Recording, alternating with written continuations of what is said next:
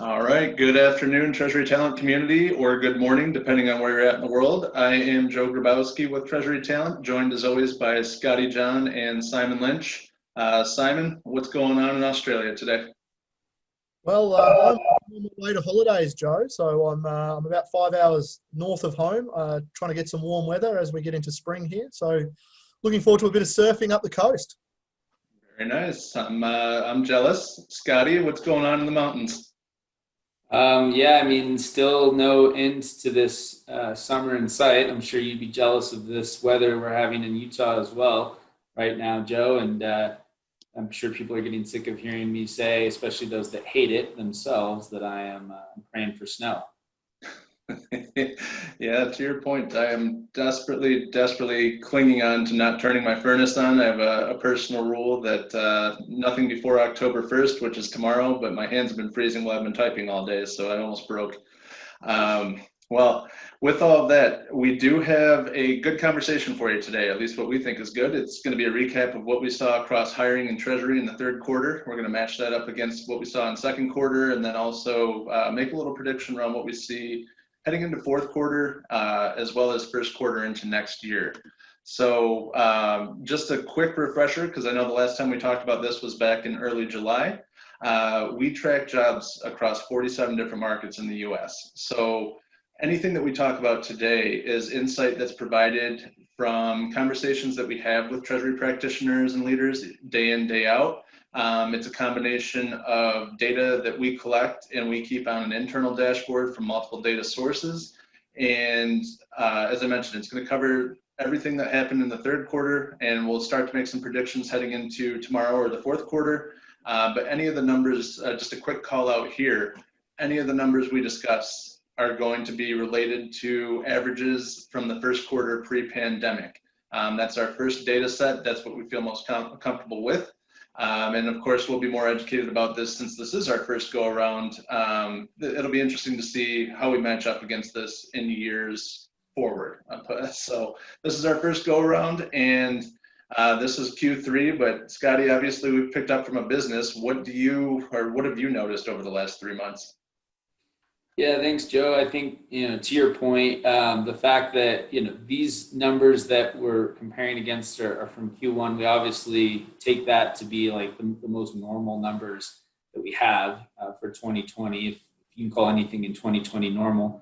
But what I think the biggest takeaway from me, just at a high level, is kind of the differences between the data and the anecdote. Because we'll get into the numbers later, the specifics, but what I'm hearing from a lot of people is really about jobs that have been posted, in some cases for the entire year. And so what I often get, the questions I get probably the most when people are asking about the market is, what's going on with X company or Y company in terms of like that job's been posted forever? What is happening over there? What's wrong with that job, or what's wrong with that team? Those are real questions that we're getting. So anybody who maybe is watching today and is in that position as a hiring manager, just be aware that there's a perception out in the marketplace, and it doesn't necessarily feel connected to what we're actually seeing in terms of the data. I think, Simon, you've got an interesting point to make on the back of that, right? Yeah, the interesting thing that we're seeing in the numbers, Scotty, is whilst like across the last quarter, the numbers are up dramatically. So the good news is it's a lot more positive now than it was in Q2. So I think the overarching thing to really say here is, and we've seen it as a business, but the market is definitely picking up. So whilst we had 3 months of not much positivity, people are getting on with things now, and there are plenty more jobs out there. The interesting thing though is like 60% of those numbers are re-advertising. So what we're really seeing is companies are taking a long time to fill their jobs, and that shouldn't be the case. It's that to me is a process problem. So the interesting thing that we're seeing is Treasury practitioners that are hiring perhaps are not aware of a better way, and I think that there is definitely process improvements that can be made. You shouldn't have a job out there for 6 months. We've talked about this at length. That is a process problem. And that system is broken if you're taking 6 months to fill your job. We have these Treasury talent pools now. For us, filling a job should take 1 month. You know, realistically, if you can move your process along, 1 month is what you should be benchmarking, not 6 months. And if you've got a process that's dragging on like that, you need to be questioning HR and you need to be questioning your process. Yeah, and Simon, you bring up a good point, because I'm sitting in the job seekers seat. I have this conversation quite frequently where the number of jobs are up, but when you have those reposts, if you're seeing the same thing month in, month out, it doesn't seem like it's some blossoming job market or anything. You're seeing legitimately, to your point, about 40% of these jobs are the new ones where it's like, oh yeah. And if it's not in your wheelhouse, if you're an analyst and you're seeing director level jobs or vice versa, you're not going to feel that. And that can lead to additional frustration, because things are starting to pick back up. You're hearing the story from us, and you're seeing it with all of the jobs that are being posted, but it's not necessarily translating to the jobs that are right for you. And that leads to a lot of frustration from job seekers at the same time. Plus, they're not getting they're not getting responses on their applications. They're not getting, it just speaks to the process being broken that much more. And the importance of candidate experience is, you apply to a job 3 months ago, you see that it's still open, you're getting more and more frustrated. Everyone else in the market's trying to figure out what's going on. It looks awful from a company perspective. And if you're looking to hire, Treasury is a very tight-knit community. We all know that it's relationship-based. People talk. If you're not responding to those people, you're going to have that candidate pipeline dry up. Joe, you make a really good point there. I think the thing that's out there is, Treasury Analyst and Treasury Manager make up like 62% of the jobs that we've seen over that quarter. The interesting thing about that Treasury Analyst level in particular is people always fall into Treasury. So it's not like there's a ready-made pool of talent that comes out as graduates to fill those jobs. Now, what we're seeing in that marketplace is these jobs are being advertised, re-advertised, re-advertised. There's not a pool of people that supply is the problem, is what I'm trying to say. There isn't an easy solution there.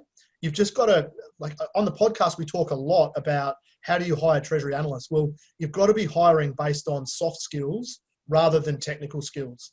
As a Treasury analyst, if you've got that skill set, you're not just applying to hundreds of jobs, because you've got plenty to choose from. The supply side is the issue. These people have options, and it's competitive. So if you're not doing something better than your competition, and to some degree, re-advertising things is playing into the hands of, you're making your business not look strong because you're finding it hard to fill your job. Yeah. Sorry, Joe. I just jump in there because we talk about process, and I won't take the time today. It would take way too long to discuss what that means when you just get into the weeds. But just at a high level, what we're referring to when we're talking about process is twofold. One starts before you ever should be posting a job. You could take, even if it takes 2 weeks, which I would argue is longer than it should take to go through a process, a repeatable process that comes in steps. If you do that, at the end of that, you're going to have a very clear picture of what you want in a candidate. And to your point, Simon, in terms of soft skills, we're talking about characteristics that individuals possess that are going to make them successful to transition into the Treasury path. That's one part of the process. The second part is the hiring process. And we beat up HR sometimes on this podcast and in our posts, but as a hiring manager, you have to take some responsibility or accountability for that process as well, because to Simon, to your point, really good companies that repost their jobs month over month. There's like I talked about at the top here. There's questions that come up from the candidate pool out there in terms of what's going on with that company over there. So yeah. Well, and Scotty, I mean, even to add on to your point, when you're thinking about who you want to hire for this role, if you're going to have multiple people involved in that interview process, it's important that, number one, you're all on the same page and you all know how to evaluate, and that you're all looking for the same thing. And you got to know who the decision maker is, so you don't run into a situation where you have too many chiefs, not enough Indians. It's everyone. If you have panel interviews at these levels, especially at the lower levels, speed is important, and the way to increase the efficiency is to make sure that you understand the process. Everyone that you're going to involve in the process is on the same page and understands what you're looking for and what you need.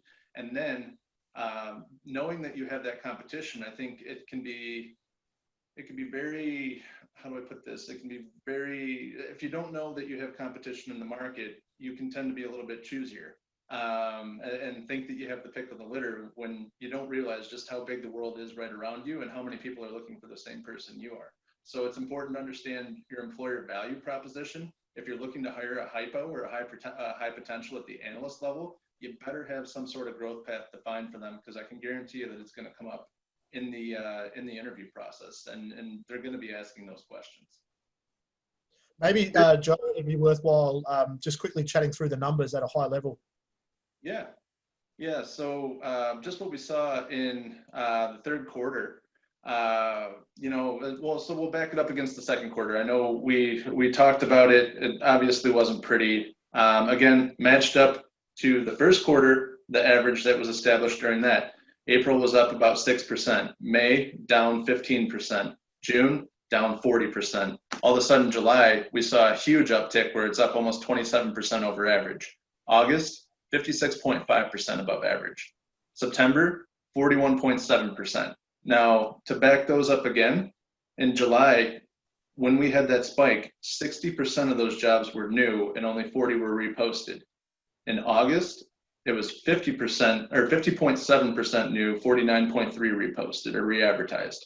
September, 40.7% were new, 59.3% were reposted. So Simon, that plays directly into what you were talking about with the reposting. The great thing about that, Joe, we've seen it in our business. Things have really picked up, and there's a lot more out there. But as we just said, that reposting is the real problem here. To me, I look at that and just think, how are these companies going through the same thing? Like, the system is broken if you're re-advertising and re-advertising. You've got to be questioning HR. You've got to be thinking about how you do that. And obviously, from our perspective, we've entered this market with a view that we thought that there was a better way, and we've got a better way. And our Treasury Talent pool is that better way. But people have got to actually start thinking about it, and hopefully coming to join us and making sure that we can help you get a more efficient process and get the person that you're after.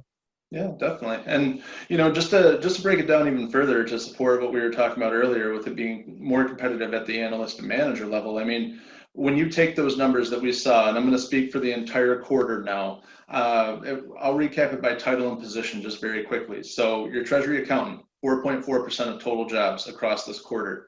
Treasury analysts, 38.4% of jobs advertised across the entire quarter. Managers, 24.4%. Directors, 10.5%. Assistant treasurers, 2.5%. Treasurers, 4.4%. Just pure consultants, 6.2%. Financial services, I'm going to say anything that's a non-traditional treasury role but not in banking, 3.2%. SAP was 3.5%. Implementation and technology was 2.5%.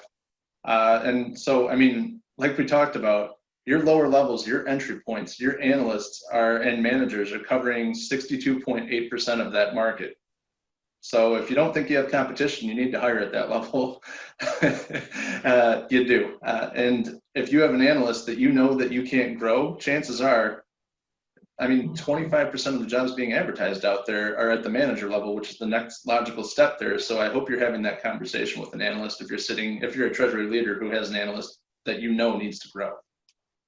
Yeah, the flip side of those numbers, Joe, that are really interesting. We talk about competition in terms of the ability to attract talent, but there's also competition kind of at the top of when you look at those numbers at the top of the treasury jobs in terms of as a candidate. So we talk to really great people every single day, and sometimes they're kind of blown away with the fact that they're not getting as many looks as they expect. And frankly speaking, when you look at them on paper, it's easy to see why. Well, here's the reason. There's fewer jobs at the top and your competition pool opens up. We've talked about this in other podcasts, but realistically, anything from the director and above level, kind of competing in that same pool with others at the director, AT, and treasurer level. So that's something to also keep in mind if you're one of those people who's found it more difficult than you expected.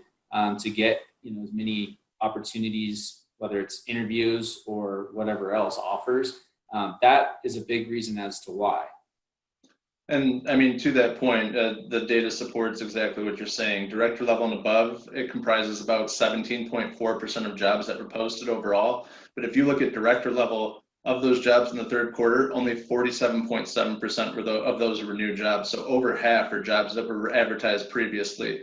At the AT, only 37% of those jobs were new. You have 63% that have just been re-advertised and they're just sitting out there. And then treasurer, kind of the anomaly here. I don't know if it's turnover or people burning out, companies deciding that they need treasury functions, whatever it may be. Those are 57.8% new and 42.2% previously advertised. So I guess hearing that, is there anything that you guys pick up, or is there anything that's shocking to you? From like the thing that I find amazing about that, Joe, is we talk about the talent pool, and at Treasury Director level and above, we know categorically that there are some really good people out there, and it just blows me away that these jobs are taking so long to get filled. To me, it just reeks that the process is broken. Anyone who can't fill a job that time in that time, there's something wrong. And on the flip side of that, as a candidate, there's some really good candidates who are just getting missed. I spoke to a guy yesterday who, if you were rating someone from a 1 to 5 in terms of where they sit, this guy was a number 1. He said he'd applied to 10 jobs and he'd only got 1 interview. Now, if these people are missing this guy, like, that is just crazy. He is an A-grade candidate that should be getting an interview for all 10 of those jobs. He may not get all 10 jobs, but he should be getting interviewed because he was first class. And again, I look at that and think that process is broken, that they're missing that guy. Like, how can you miss that? The CV in itself is obvious to anyone who knows what they're talking about, that he's brilliant at what he does in a really, first class company. And to be only getting 1 interview in 10 jobs, wowee, that reeks of a massive process failure. So let's go down that road for a minute. Why do you think that is? Why do you think those people are being missed, or what could be done differently to help fix this? In my opinion, Joe, it's because HR doesn't know what they're doing. Like, they don't understand Treasury. It's as simple as that. To not be able to pick a CV from a good company and a really good background, there is no other way to describe it. Like, they just don't know what they're doing, because even without, the reason I was on the call with him is I saw this CV and said, we've got to chat. This guy's, he's great. And then when I found out 1 in 10, it's like, wow, mate, like that is a real problem that, it's not a problem for us because we know him and we'll place him. But it's a problem for companies that are missing this guy because he's the talent everyone's looking for. And just to piggyback on that, Joe, sorry. The other thing I would say is, I think for a lot of hiring managers, they don't realize that there are fully 5 steps you should be taking in your process before you even post a job. Again, those are things we don't have time to go into all that right now. That's stuff that we consult with our clients who get it on a day-to-day basis. But you will, if you take the time up front to go through that process, you will save literally months on the back end. So, again, just to, I guess, throw a bone here to our HR compatriots. There's some accountability, but to Simon's exact example that he gave, there's nothing but just HR missing on that one. That's all there is to it. Well, so I'm going to play devil's advocate here for a minute. And we just went through the second quarter numbers. Obviously they were down. That means that you're sitting there as a treasury professional. You figure that your career timeline, that you want to make a move. You haven't seen the jobs out there to make a move. Now maybe you're seeing a couple of opportunities. You're applying, and it's not only you're up against more people who are feeling the exact same way. Scotty had mentioned this on your LinkedIn post the other day, but it's some of my colleagues that I've known from previous lives in recruiting. They're getting 5 to 10 times the amount of applications that they were before. So as a job seeker, it's that much more important for you to take that extra step. Try to network with the recruiter. Try to network with the person that you think is the hiring manager. Try to identify the skills that or that you're seeing in that job description, and make the little tweaks to your resume. It doesn't take a lot, but to Simon's point, if we're going to give HR and internal recruiting the benefit of the doubt. If they have a general idea as to the terms that they're looking for, it could be something as simple as a control F. So you want to make sure that those terms are prevalent on your resume or that they're there. So if it is just something as simple as literally drawing it out, what you've done in FX, what you've done in capital markets, you want to make sure that that is very clear to, and what's important to understand is that you do this every day. The person on the other end who's reviewing the resume doesn't. So you have to almost draw it out clear as day for people. Or shameless plug alert, give us a call. And Joe, on that, there's two resources that people can go to. If you go to our blog post and search CV, there's a podcast on there that will talk about how to present a really strong CV. And there's also a template that you can look at. I'm not a big fan of a one-pager in Treasury. I think there's too much that you miss if you do a one-pager. You need to have more detail on your CV, on your resume.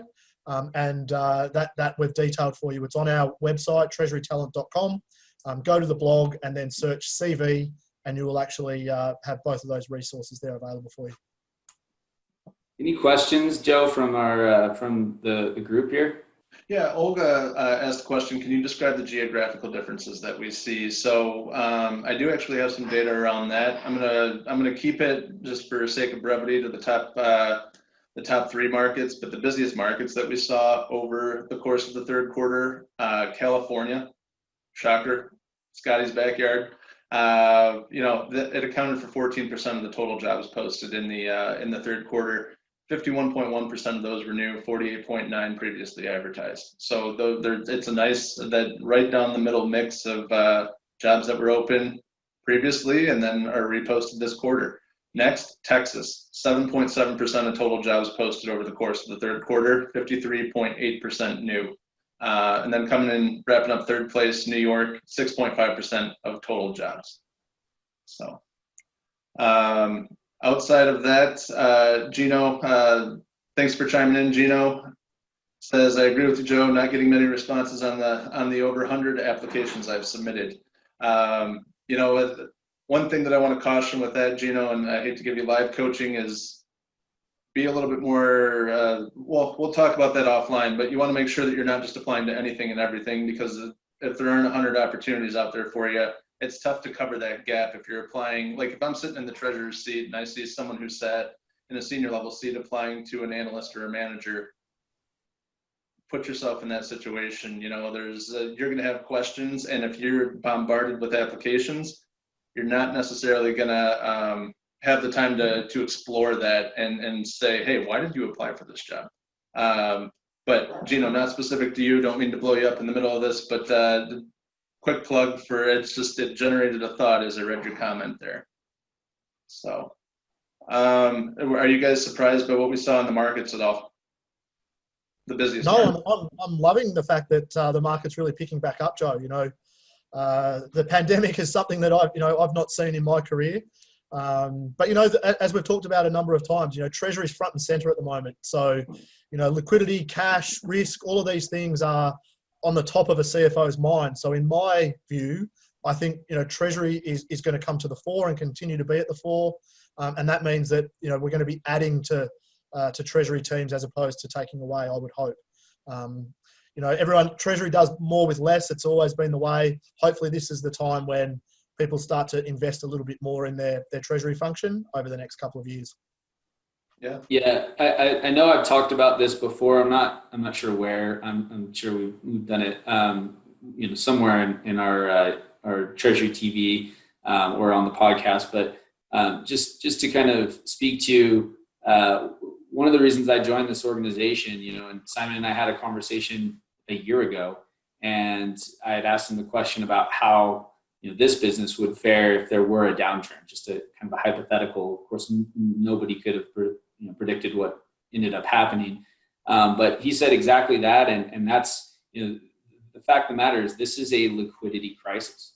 So, that might actually speak to one of the other reasons why some of these jobs get reposted is the Treasury teams are just running so hard and working such crazy hours that it's hard to prioritize hiring. Of course, the irony in that is that if you hire, you're going to free up a lot more time. But I tend to agree with you, Simon, that companies are going to continue to build out the treasury function, and those companies that didn't have a dedicated function are probably going to take a hard look at making one post what we've seen. So I think, of course, we wouldn't be here if we didn't feel this way, but all of us are very bullish on the treasury market moving forward. Yeah, absolutely. I think it's we've seen the uptick in jobs. Usually what follows with that, these jobs will get filled at some point. That's going to create more opportunity for other individuals as jobs in the previous employer open. So it just kind of becomes this self-fulfilling cycle, and ultimately that's why we have a business. One real quick question here. What do you guys think about remote work? Have you seen any trends? Have you heard anything about it? I have my thoughts, but I can drone on about this. So let me get the opinions and thoughts of you two. I would say that I don't think it's going to be as widely picked up as everyone thinks. I don't think it's going to be the norm. CFOs, treasurers are conservative, generally speaking. Conceptually, it's been proven now that it should be able to happen. Post-pandemic, will it be the norm? I don't think so. I would like to hope that it is more widely adapted, that perhaps we're working 2, maybe 3 days from home and 2, maybe 3 days in the office.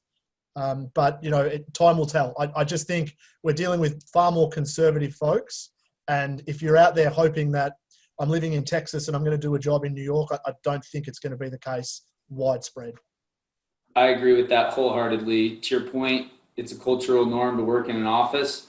Many hiring managers anecdotally have said they can't wait to get back into the office. So I think in the near term, that's absolutely correct. We do get that question a ton as well. So anybody who, to Simon's point, is expecting that, that frankly speaking, it's not in the near term. Now, that being said, it is, in my opinion, for a savvy hiring manager to think about how can I differentiate myself and create a competitive advantage to attract talent.